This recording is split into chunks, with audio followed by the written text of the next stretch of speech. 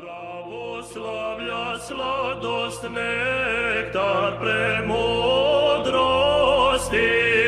Oče prepodobni, izlio si u srca vernik, kao bogatstvo,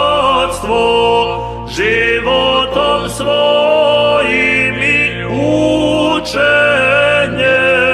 pokazao se jesi živa knjiga duha,